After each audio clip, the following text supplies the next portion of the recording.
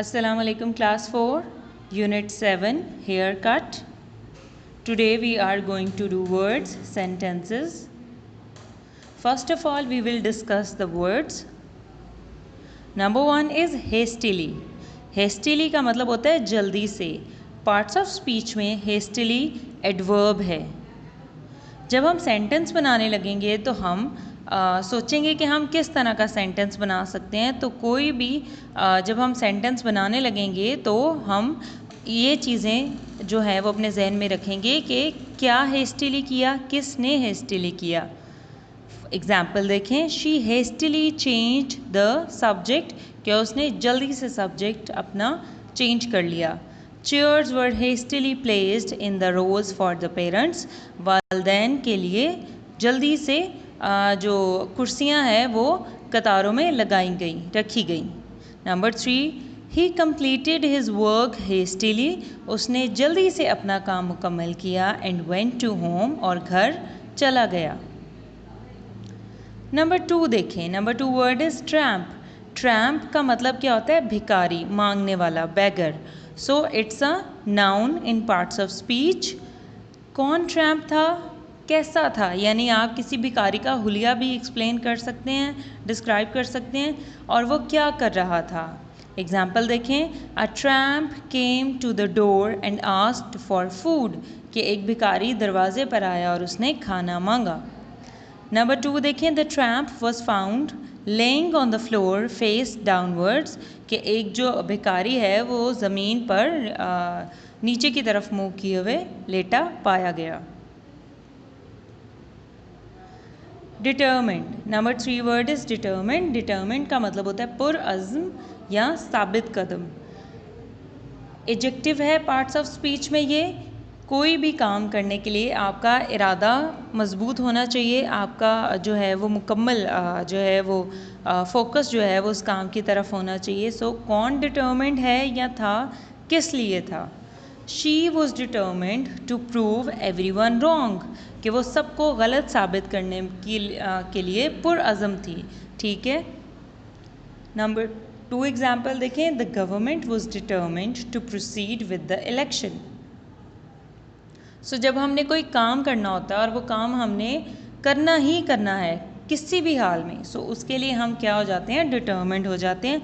यहाँ पे बच्चों जो हमारा डिटर्मिन्ड है वो एज एन एडजेक्टिव यूज़ हुआ है, और जो हमारा वर्ब है वो वॉज है. सो शी वॉज डिटर्मिन्ड, वो पुरअज़्म थी. सो वॉज यहाँ पे वर्ब है और डिटर्मिन्ड एडजेक्टिव है. लाइक हम कहते हैं कि she is happy. So happy is an adjective और इज़ क्या है, वर्ब. नंबर 4 वर्ड देखें. वाइज़र. वाइज़र एडजेक्टिव है पार्ट्स ऑफ स्पीच में. सेकंड डिग्री ऑफ एडजेक्टिव है और इसका उर्दू मीनिंग है अक्लमंद या समझदार. कौन वाइज़र है, किससे वाइज़र है. वाइज़र चूँकि सेकंड जो है वो कंपैरेटिव डिग्री ऑफ एडजेक्टिव है, तो आप कंपैरिजन भी कर सकते हैं कि जैसे कि अली उमर से ज़्यादा वाइज़र है, और यानी किसी ने क्या काम अक्लमंदी वाला किया है. कौन वाइज़र है और क्या काम अक्लमंदी वाला किया है. एग्जाम्पल देखें. I will be older and visor after 10 years in the business. कि 10 साल बाद मैं ओल्डर और वाइज़र हो जाऊंगा बिज़नेस में. नंबर 2 देखें. Perhaps he has grown wiser with age. के उम्र के साथ साथ वो वाइज़र होता जाए, अक्लमंद होता जाए, समझदार होता जाए. Soundly. Number 5 is soundly. Soundly adverb है पार्ट्स ऑफ स्पीच में. उर्दू मीनिंग इसका है पूरी तरह से, मुकम्मल तौर पर.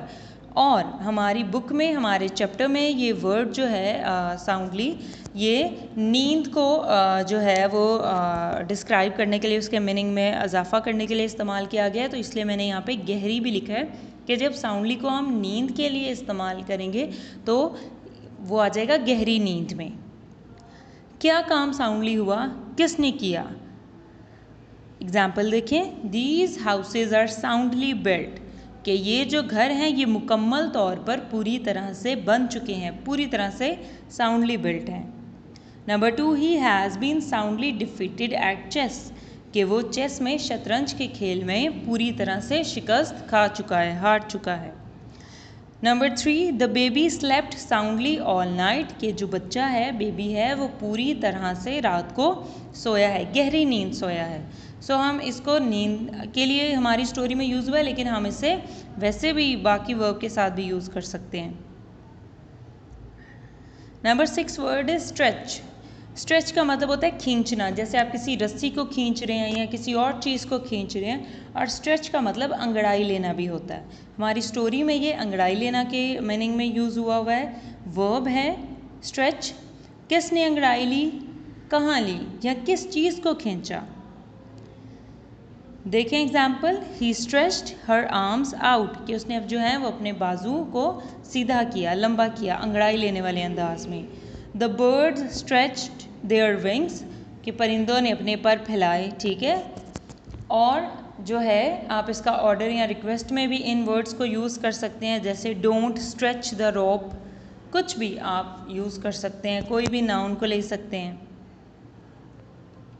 Number 7 word is awful. Awful is an adjective. इसका उर्दू मीनिंग है खौफनाक या नागवार। क्या चीज़ ऑफुल थी, क्या चीज़ ऑफुल हो सकती है। कोई एक्सीडेंट ऑफुल हो सकता है, वेदर ऑफुल हो सकता है, मीटिंग ऑफुल हो सकती है, कोई ऐसी मीटिंग जिसमें कोई अच्छा फैसला ना हो सका हो, या कोई बैड एक्सपीरियंस हो, कोई लड़ाई झगड़ा हो गया हो। फूड ऑफुल हो सकता है, कोई स्मेल ऑफुल हो सकती है। एग्जाम्पल देखें, इन सब चीज़ों के ऊपर भी आप सेंटेंस बना सकते हैं, ऑर्डर या रिक्वेस्ट में सेंटेंस बना सकते हैं। Number 1 is the awful thing is it was my fault, कि सबसे जो नागवार चीज़ है, तकलीफ दह चीज़ है, वो ये है कि इट वॉज माई फॉल्ट, गलती मेरी थी। नंबर 2 देखें, the tiger was trapped in an awful trap, कि जो शेर था वो एक खौफनाक या तकलीफ दह ट्रैप में फंसा हुआ था। Number 8 is beard. बियर्ड का मतलब दाढ़ी, ये नाउन है पार्ट्स ऑफ स्पीच में। किसने दाढ़ी रखी और कैसी रखी। एग्जाम्पल देखें, who is that man with the beard, कि वो दाढ़ी वाला आदमी कौन है। The general wears a beard, कि जनरल जो है वो हमेशा दाढ़ी रखता है। He razors his beard every morning, कि वो हर सुबह अपनी जो है वो बियर्ड को रेज़र कर लेता है, यानी कि शेव कर लेता है, अपनी दाढ़ी नहीं रखता। He has a long grey beard, कि उसकी लंबी और सफ़ेद दाढ़ी है। ग्रे बियर्ड का मतलब है कि उसमें कुछ बाल सफ़ेद हैं, कुछ काले हैं। Number 9 is stair. स्टेयर का मतलब घूरना। So it's a verb in the parts of speech. किसने स्टेयर किया, कैसे किया और क्यों किया, यानी किसने घूरा, कैसे घूरा, गुस्से से या रूड होकर या हकारत से, किस तरह। एग्जाम्पल देखें, डोंट स्टेयर एट मी, कि मुझे मत घूरो। She gave him a blank stare, कि उसने खाली नज़रों से घूरा। It's bad manners to stare others, कि दूसरों को घूरना बुरी बात है। अब बच्चों, आपने अपनी कॉपी को कुछ इस तरह से प्लान करना है, क्लास वर्क लिखना है, haircut, make sentences, word sentences. देखें, इस तरह आपकी कॉपी नीटली प्लान्ड होनी चाहिए। नंबर 1 देखें, आपकी आसानी के लिए मैंने कॉपी पर कुछ सेंटेंस लिख दिए हैं। आप बेहतर है कि अपने सेंटेंसेस खुद बनाएं, लेकिन आप कॉपी भी कर सकते हैं।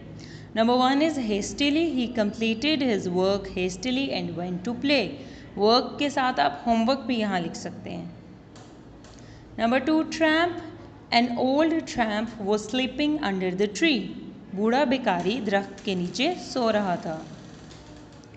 Determined, I was determined to get first position, so I worked hard. First position के लिए मैं पुरअज़म थी, इसलिए मैंने सख्त मेहनत की। Wiser, Ali is wiser than his brother. यहाँ पे कंपैरिजन में हमने यूज़ किया है soundly, he was sleeping soundly, कि वो गहरी नींद सो रहा था। Stretch, don't stretch in class, कि क्लास में अंगड़ाई ना लें। Awful, she was looking awful in this dress, कि वो इस ड्रेस में, इस लिबास में बहुत ही खौफनाक लग रही थी। Beard, he is used to stroke his beard while thinking, कि वो सोचते हुए अपनी दाढ़ी को सहलाता है। Stare, she was staring the picture aimlessly. Aimlessly का मतलब बेफ़ायदा, बेकार, कि वो तस्वीर को बेकार घूर रही है या बेफ़ायदा घूर रही है। इनको बच्चों नीटली अपनी कॉपी पे राइट कर लें। अल्लाह हाफ़िज़।